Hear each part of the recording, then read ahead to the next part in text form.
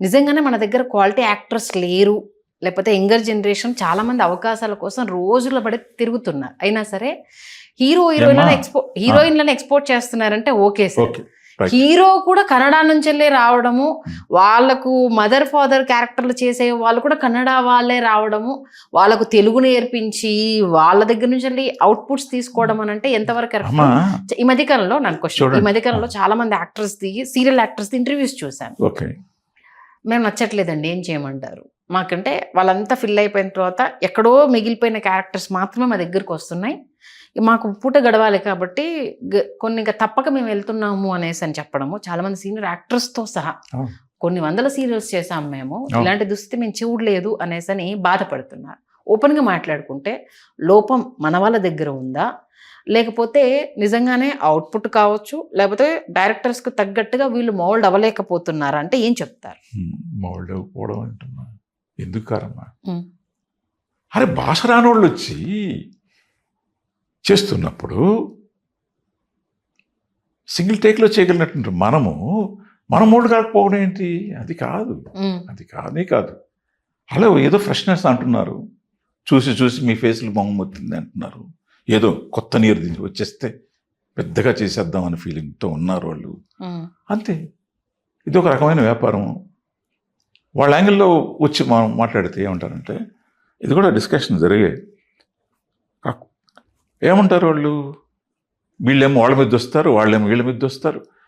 Producers ఏమంటారు, what can we do sir, we are dependent on the channel, మేము channel దయతో బతుకుతున్నాను వాళ్ళము, channel is insisting us to place the actors from Bengaluru అని వాళ్ళే చెప్తున్నారండి. మేము వ్యాపారం చేయాలంటే తప్పట్లేదండి మాకు అని వాళ్ళు చెప్తున్నారు. వీళ్ళేమో వాళ్ళ మీద దోసేస్తున్నారు, వాళ్ళేమో దొరకటం లేదని వాళ్ళు చెప్తారు. ఇది కరెక్ట్గా ఇది సాల్వ్ చేయాలంటే చాలా పెద్ద వైడర్ ప్రాబ్లం ఉంది. అందరూ వచ్చి కూర్చొని కన్విన్సింగ్గా గొడవలు లేకుండా సామరస్యపూర్వకంగా డిస్కషన్ పెడితే తప్ప ఇది ఒకే కోణంలో నుంచి చూస్తే అవి తెగేటటువంటి సమస్య కానే కాదు. ఎట్టి పరిస్థితుల్లో అందరూ సహకారం రావాలి, ప్రొడ్యూసర్స్లో ఒక పట్టు రావాలి, మన వాళ్ళని మనం నిలబెట్టుకోవాలని తప్పన వాళ్ళకి రావాలి, ఛానల్కి రావాలి, ఆర్టిస్టులు కూడా మన ప్రొడ్యూసర్స్ మనం కూడా బతికించుకోవాలి. వాళ్ళకి చాలా సమస్యలు ఉన్నాయి, ఆ సమస్యలను అధిగమించాలంటే మన కోఆపరేషన్ మనం ఫుల్గా ఇవ్వాలి.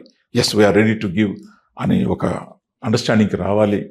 ఇట్లా అన్ని ఫోర్సెస్ ఏకమైతే తప్ప ఇప్పుడున్న సమస్యని ఇట్లా మాట్లాడుకోవడం ఒక్కటి సార్. అంటే కొత్తదనం కోరుకుంటున్నారంటే హరి గారిని రీప్లేస్ చేయడం ఎవరు అడగట్లేదే. మీరు ఎన్ని క్యారెక్టర్స్ చేసినా హరి గారిని రిసీవ్ చేసుకుంటున్నారు కదా. ప్రభాకర్ గారు హీరోగా చేశారు, ఫ్రెండ్ గా చేశారు, ఇప్పుడు తండ్రి క్యారెక్టర్ లో చేస్తున్నారు. అరే మాకు ప్రభాకర్ గారు వద్దనేసి నేను చెప్పలేదే. కౌశిక్ ఒకప్పుడు హీరో, చైల్డ్ ఆర్టిస్ట్, తర్వాత హీరో, ఆ తర్వాత వచ్చి సీరియల్లో మెయిన్ రోల్స్ చేశాడు. ఇప్పుడు తన ఏజ్కి తగ్గట్టుగా అసలు సంబంధం లేకపోయినా తండ్రి రోల్స్ చేస్తున్నాడు. రిసీవ్ చేసుకున్నారే, ఎక్కడ రిసీవ్ చేసుకోకుండా ఉన్నారు? ఆడియన్స్ అక్కడ కొత్తదనం నేను కోరుకోలేదు కదా, ఎందుకంటే మీలో ఆ స్కిల్స్ ఉన్నాయి కాబట్టి మీరు డిఫరెంట్గా వాళ్ళని చూపించగలిగితే మేము చూడడానికి సిద్ధంగా ఉన్నాం. మేమేం అంటే ప్రేక్షకులు అన్న అడిగారా, మాకు వీళ్ళ మొహాలు చూసి బోర్ కొట్టిందండి, వేరే వాళ్ళని తీసుకొచ్చి పట్టండి అని మీ దగ్గర లెటర్లు రాశారా? దీనికి అడిగితే సమాధానం ఉందా వాళ్ళ దగ్గర? మామూలుగా ఉదాహరణగా అండి, ఇప్పుడు తెలుగు సినిమా పరిశ్రమ కూడా తీసుకుందాం. అంటే కొన్ని సినిమాలు చూశానండి, ఇప్పుడు మనం హీరోయిన్ అనగానే పక్కకి వెళ్ళిపోతాం, బెంగళూరుకి వెళ్తాము, లేదా చెన్నైకి వెళ్తాము, లేదా బాంబేకి వెళ్తాము. ఏమంటే నేను చూశానండి ఒక పెద్ద స్టార్ అండి ఒక సినిమాలో, మీరు నమ్ముతారా, 3 పదాల డైలాగ్ అండి, 3 పదాలు, లిటరల్గా 3 పదాలు అండి. I was there with I was looking at her, take 20 ఇంకెక్కడ ఆవిడ సఫర్ అయిపోద్దానని director change, take A, take B, take C అని వెళ్తున్నాడండి. ఇదే డైరెక్టరు మన తెలుగు ఆర్టిస్టు ఒకవేళ పొరపాటుగా 2వ టేకో 3వ టేక్ చేశాను, ఎవరు తీసుకొచ్చారా అని అంటారండి. I have seen in my 40 years of career కొంతమంది ఆవిడ ఇంగ్లీష్లో దబాయించి మాట్లాడంగానే వీడికి రాదు, ఎస్ అంటే ఇంకా ఆవిడ 20 టేకులు కాదు 40 టేకులు తీసుకున్నా షీజ్ ఎ గ్రేట్ యాక్టర్. మనలో మనకి శత్రువులు. ఇంకొక ఆయన ఉన్నాడు, నాకు తెలుసు అండి, చూశాను కూడా, టీవీయా సాగదీసి మాట్లాడతారుగా, సాగదీసి డైలాగ్ చెప్తారుగా.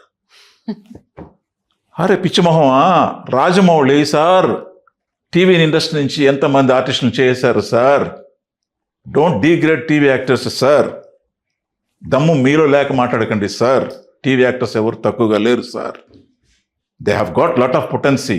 రోజుకి 30 సీన్లు చేసేవాళ్ళు సార్. ఇక్కడ మీరు రోజుకి ఒకే ఒక సీన్ చేస్తారు sir. I'm talking to you sir. ఇది అందరికి వర్తించదు సార్. ఇది అందరికి వర్తించదు సార్.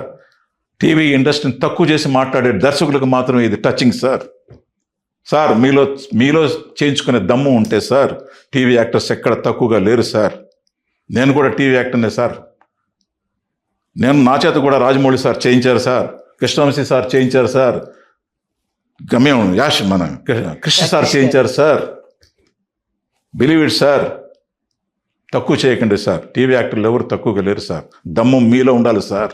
చేయించుకునే శక్తి మీలో ఉండాలి సార్. నాకు చెప్పారు మా చాలామంది, సార్ ఆ డైరెక్టరు టీవీ యాక్టరా అని వెటకారంగా మాట్లాడాడు సార్. ఇదమ్మా మన తెలుగు వాళ్ళ దర్శకుల్లో ఉన్నది. నేను చెప్తున్నాను కదమ్మా, తెలుగు యాక్టర్ గా పుట్టడమే తప్ప. చెప్పండి ఎక్కడ తక్కువ అంటే టీవీ యాక్టర్ ఎక్కడ తక్కువ చెప్పండి. ఐ హావ్ సీన్, అది చూశాను ఇది చూశాను. నేనంటే కొంత అంటే వీళ్ళ బాధ విన్నా ఇంకొక డైమెన్షన్ కూడా తెర మీదకి, అంటే మన తెలుగు యాక్టర్స్ కూడా కొంత బింకాలకు పోతారు, కొంత మన వాళ్ళు కూడా ఓవర్ యాక్షన్ చేస్తారు. కాబట్టి డైరెక్టర్ వీళ్ళు పెట్టే చిరాకులకు పరభాష నుంచి వచ్చిన వాళ్ళైతే అణిగి ఉంటారు. కాబట్టి అందుకే తీసుకొచ్చి పెట్టుకుంటున్నారు అనేది విన్నాను. నిజమా ఇది? అది కూడా ఉంటుంది. అది కూడా అంటే అందరూ ఎట్లా చెప్తామమ్మా, మంచి ఉన్న చోట చెడు ఉంటుంది. అంత ఉంటుంది, కొంత పర్సెంట్ ఉంటుంది. మనం ఆ మాట కూడా తోసేయలేం. ఇప్పుడు మనం కూడా జాగ్రత్తగా అయిపోతాం. ఆ కంపారిజన్ వచ్చినప్పుడే మనం కూడా జాగ్రత్త పడతాంగా. నేనేమంటానంటే, మన ప్రొడ్యూసర్స్కి చాలా బాధలు ఉన్నాయండి. ప్రొడ్యూసర్ స్థానంలో గురించి ఆలోచిస్తే వాళ్ళల్లో కొంత అనైక్యత వల్లండి. ఇది కూడా చెప్తున్నాను. నేను మాట్లాడేది 200%. కొంతమందికి నొచ్చుకోవచ్చమ్మా, నొచ్చుకున్నా చెప్తున్నా. అక్కడ బేరాలు ఉంటాయమ్మా. ఇప్పుడు వాళ్ళొక ఛానల్కి వాళ్ళకున్న సమస్యలు వాళ్ళకున్నాయి. వాళ్ళు ఈ బడ్జెట్ ఇస్తేనే వాళ్ళకి వర్కౌట్ అవుతుంది. ఇప్పుడు అది కూడా ఉంది. ఇంతకు మించి ఇవ్వలేని పరిస్థితుల్లో వాళ్ళు ఉన్నారు. ఇవ్వలేనన్నప్పుడు మీరు ముందు వెళ్తున్నారు. వెంకట్రావు వెళ్ళాడు, ఈ ఛానల్ కోట్ చేసింది, పర్ ఎపిసోడ్ 1.2 ఇస్తామండి, దానిలో చేసుకోండి, మీరు ఎవరన్నా పెట్టుకోండి, 1.2 ఇస్తాం అని అన్నారు. వెంకట్రావు వెళ్ళాడా మళ్ళా ఇంకోటి సుబ్బయ్య వెళ్ళిపోతాడు.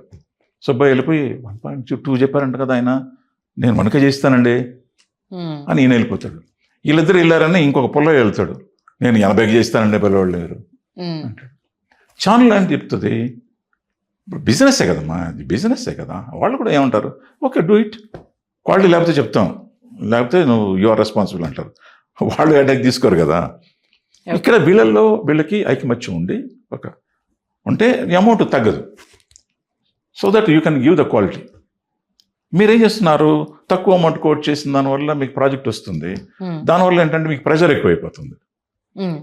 ఆ ప్రెషర్కి ఏమైపోతుంది, నంబర్ ఆఫ్ ఎపిసోడ్స్ ఒక రోజులో తీసేయాలని తపన ఎక్కువైపోతుంది. ఇంతకుముందు నేను చూసిన రోజుల్లో 1.5 డే పట్టేది ఒక ఎపిసోడ్కి. 1.5 డే తీసుకునేవాళ్ళు చక్కగా. సజెషన్ షాట్స్ అని, మిడ్ షాట్స్ అని, మాస్టర్ షాట్స్ అని ఇంత క్వాలిటీ ఇచ్చేటటువంటి రోజులు చూశాను నేను. ఇవాళ ఏంది పరుగులు, ఎంత పరుగు తెలుసా, మినిమం 3 ఎపిసోడ్స్ పర్ డేకి చేయకపోతే ప్రొడ్యూసర్కి బడ్జెట్ వర్కౌట్ అవ్వదు. వర్కౌట్ కాదు. అలాంటి సిచ్యువేషన్ వచ్చేసింది.